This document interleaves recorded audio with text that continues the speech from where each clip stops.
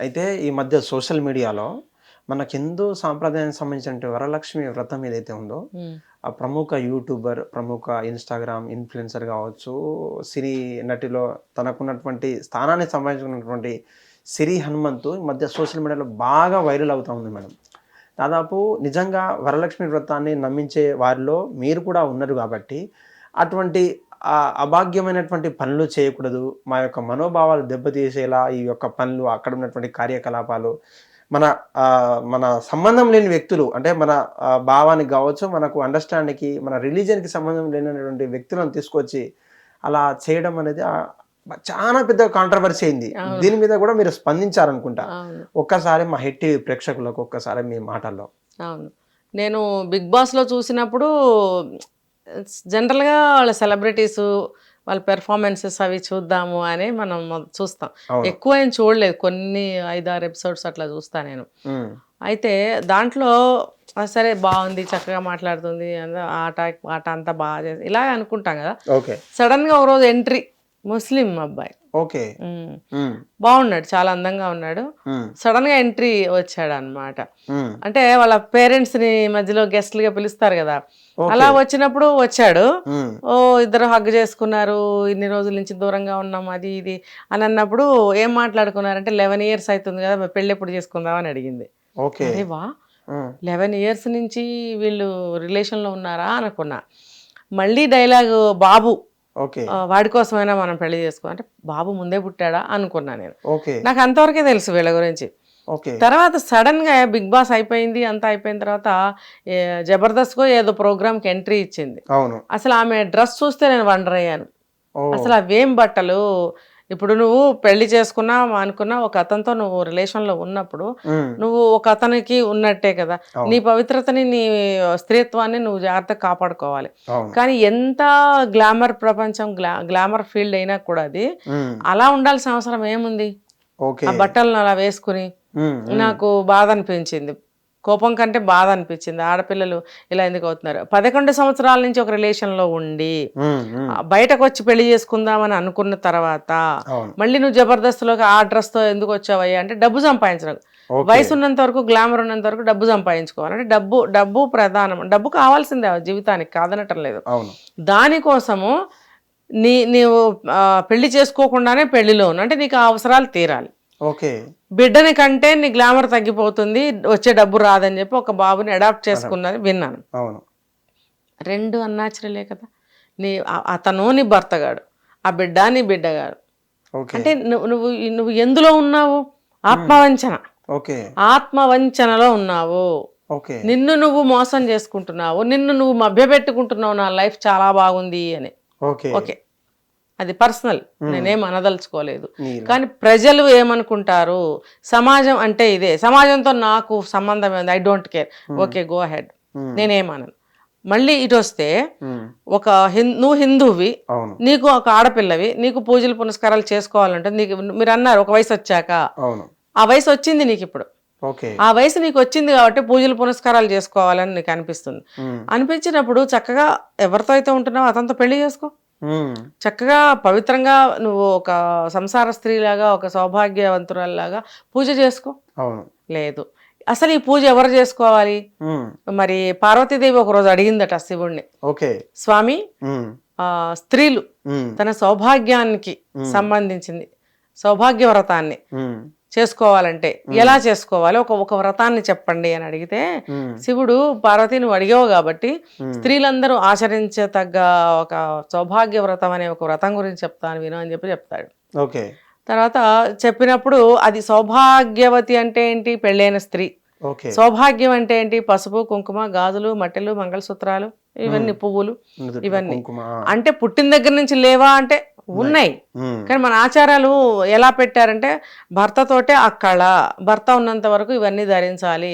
తర్వాత తీసేయాలి. ఎందుకు తీయాలి అనంటే హ్మ్. కోరికలు ఉంటాయి కాబట్టి, ఆ కోరికలు మనిషిని అదుపు తప్పేలాగా చేస్తాయి కాబట్టి, ఓకే. భర్త లేని స్త్రీ ఇలా ఉంటే క్షేమము.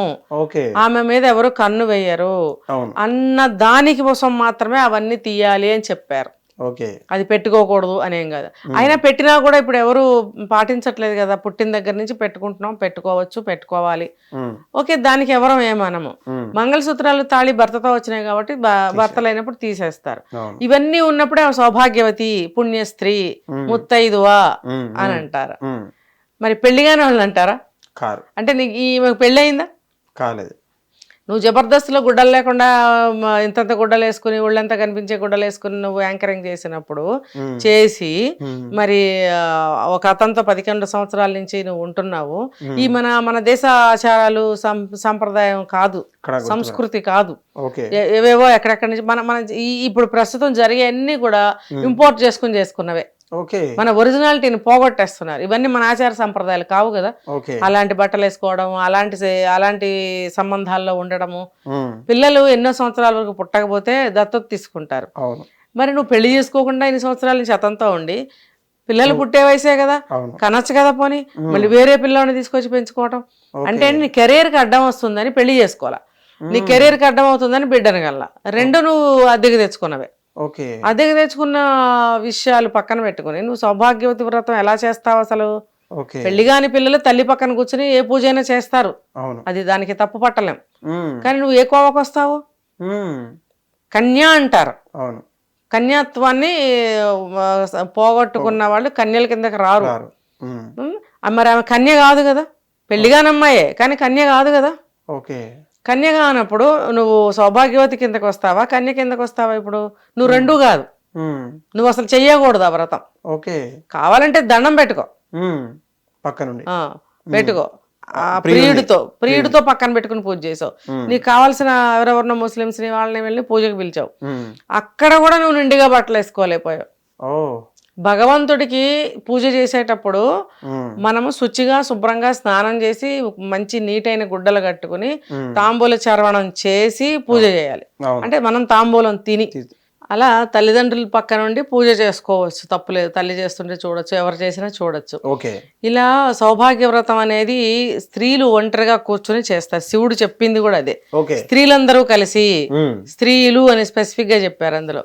ఏ స్త్రీ అయితే ఈ సౌభాగ్య వ్రతం చేసుకుంటుందో మిగతా స్త్రీలందరినీ పిలిచి తాంబూలాలు ఇచ్చుకోవాలి, పసుపు కుంకాలు ఇచ్చుకోవాలి అని వరలక్ష్మి వ్రతం గురించి చెప్పారు. ఇంకా డీప్ గా వెళ్ళాలంటే మనకు టైం సరిపోదు, దీని గురించి కావాలంటే మళ్ళీ ఇంకో వీడియో చేద్దాం. సో అని శివుడు చెప్పినప్పుడు వాళ్ళు ఆది దంపతులు కదా, లోకానికి కావాల్సినవన్నీ వాళ్ళు తెలియజేశారు, చెప్పేశారు. సో అలా మరి ఈ అమ్మాయి ఏ కోవకు వస్తుంది, ఎందుకు చేస్తుంది అనేది అర్థం కాకుండా చేస్తుందా, వేరే అన్య మతస్థుల్ని కూడా అందులో పెట్టి మళ్ళీ ఇది అందరికీ తెలిసిందే, అందరూ చెప్పే ఉంటారు, చాలా మంది చెప్పుంటారు. నేను నా అనాలిసిస్ ప్రకారం నేను చెప్తాను.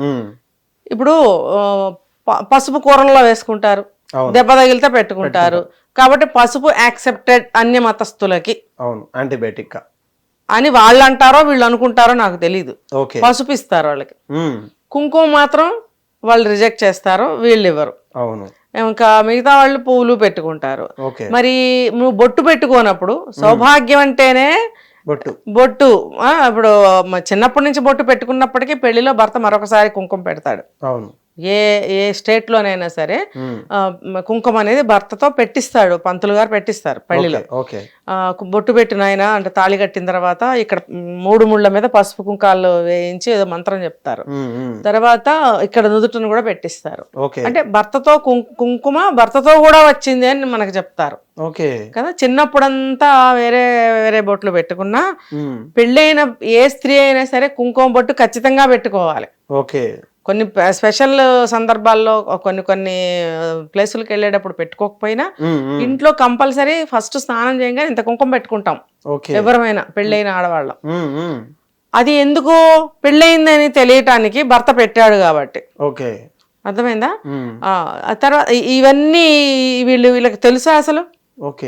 ఇంకా తాంబూల చరవణం చేసి పూజ చేయాలి. ఎందుకనంటే అమ్మవారికి కానీ అయ్యవారికి కానీ పూజ చేసేటప్పుడు మన నోట్లో నుంచి దుర్వాసన రాకుండా ఉండడానికి శుచిగా శుభ్రంగా బట్టలు కట్టుకుని చక్కగా ఆ ప్రాంతం, దేవుడి పూజ ప్రాంతం అంతా జవ్వాది, పునుగు, కస్తూరి అని ఉంటాయి సుగంధ ద్రవ్యాలు, అవన్నీ అక్కడ చల్లుతారు. రకరకాల సుగంధ పుష్పాలు అలంకరిస్తారు. మనం కూడా మన నోట్లోంచి మంత్రం చదువుతాం కాబట్టి, అమ్మవారిని స్తుతిస్తాం కాబట్టి తాంబూలం వేసుకోవాలి. ఓకే. అందులో యాలక్కాయ, కర్పూరము ఇలాంటి సుగంధాలు వేసుకుని ఆ తాంబూలం తిన్న తర్వాత ఆ నోటితో మంత్రం చదవాలి. ఓకే.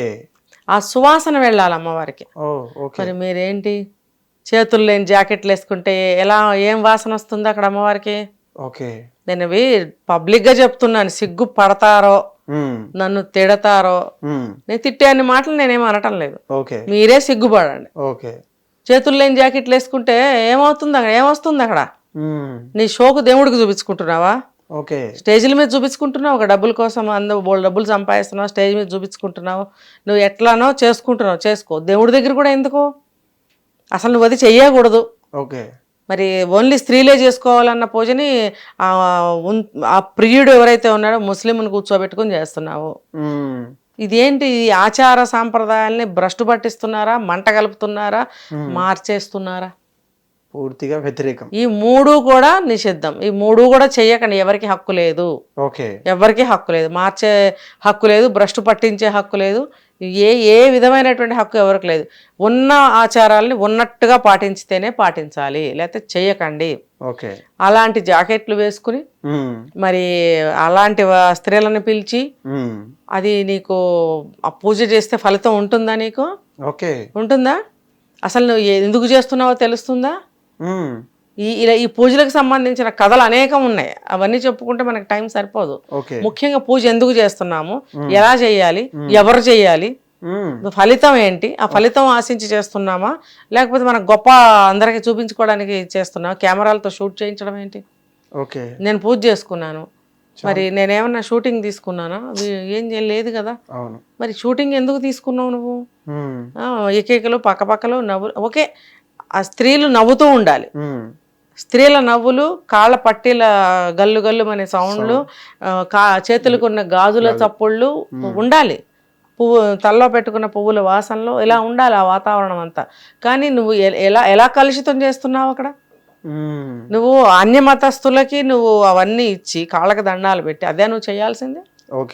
నువ్వు వాయనం ఎవరికి ఇస్తావు? తోరం ఎవరికి ఇస్తావు? అసలు నువ్వు తోరం కట్టుకున్నావా? తోరం ఎవరు కట్టాలి? తాళి కట్టిన భర్త కడతాడు. ఆ తోరం భర్తతో కట్టించుకుని భర్త కాళ్ళకి దండం పెట్టి అక్షంతలు వేయించుకుంటారు. అది సౌభాగ్యవ్రతం.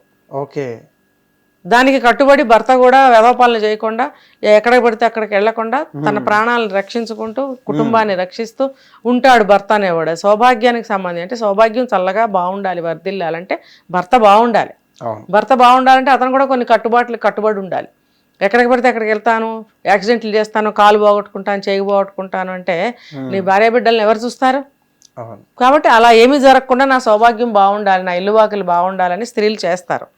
దానికి భర్త కూడా కట్టుబడి ఉండి నేను నీకు సహకరిస్తాను అని చెప్పి అక్షంతలు వేస్తాడు, తోరం కడతాడు, ఇవన్నీ ఉంటాయి. అక్కడ నీకు ఎవరున్నారమ్మా? ఎందుకు చేస్తున్నావు నువ్వు అలాంటి పూజ? అలాంటి స్త్రీలను ఎందుకు పిలుస్తున్నావు? ఎవరైనా హిందువుల్ని పిలిచి అలా చేస్తారా? మీరు మాత్రం ఎందుకు చేస్తున్నారు? ముఖ్యంగా మనకు ఒక దైవత్వం, ఒక పూజలు, దానికి ఒక పరమార్థాలు ఎన్నో ఎన్నో ఎన్నో ఉన్నాయి. కేవలం స్పెసిఫిక్గా పెళ్ళైన స్త్రీలకని కొన్ని ఉన్నాయి, భార్యాభర్తలకని కొన్ని ఉన్నాయి. మరి కన్యగౌరీ వ్రతం అని చెప్పి ఒకటి ఉంటుంది, పెళ్లికి ముందు చేయిస్తారు. అర్థాలున్నాయి. ఇవన్నీ ముందు తెలుసుకో తల్లి, నీ వయసు ఎంతో నాకు తెలీదు. ఇక మీదట ఇలాంటి పూజలు నువ్వు చెయ్యకు. ఇంకా ఇంకా తిట్టి కొట్టి చెప్పాలంటే నేను చెప్పలేను, అంత తిట్టేసి. ఈ మాటలను నువ్వు అర్థం చేసుకోవాలి. నువ్వు చేసింది చాలా చాలా పెద్ద తప్పు. నీకు డబ్బు సంపాదనలో ఉంటే డబ్బు సంపాదించుకో, నీకు డబ్బు ఉంటే దాచిపెట్టుకో.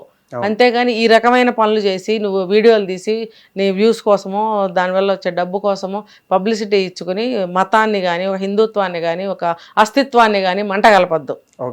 ఇది నేను చెప్పేది. హిట్ టీవీ యాప్, ఇందులో short news, live news, entertainment shows, movies, digital magazines తో పాటు మీ జిల్లా వార్తలను కూడా ఫ్రీగా చూడొచ్చు. ఇంకెందుకు ఆలస్యం? వెంటనే హిట్ టీవీ యాప్ ని డౌన్లోడ్ చేసుకుని ఫ్రీగా ఎంటర్టైన్మెంట్ పొందండి. Hit TV app. Hit TV app. Please download hit TV app. Hit TV app ని ఫ్రీగా డౌన్లోడ్ చేసుకుని ఎంజాయ్ చేయండి. మీకు నచ్చిన ఎంటర్టైన్మెంట్ కోసం హిట్ టీవీ యాప్ ని ఫ్రీగా డౌన్లోడ్ చేసుకుని ఎంజాయ్ చేయండి. హిట్ టీవీ యాప్ ని డౌన్లోడ్ చేసుకుని ఆస్వాదించండి, ఆశీర్వదించండి. ఇంతమంది సెలబ్రిటీలు హిట్ టీవీ యాప్ ని డౌన్లోడ్ చేసుకోండి అని చెప్తున్నారంటే ఎంత మంచి యాప్ ఆలోచించండి. అమెరికా అమెరికా అమెరికా అమెరికాలో చదవాలనుకునే వాళ్ళకి విశ్వసనీయమైన పేరు మన శౌర్య కన్సల్టెన్సీ.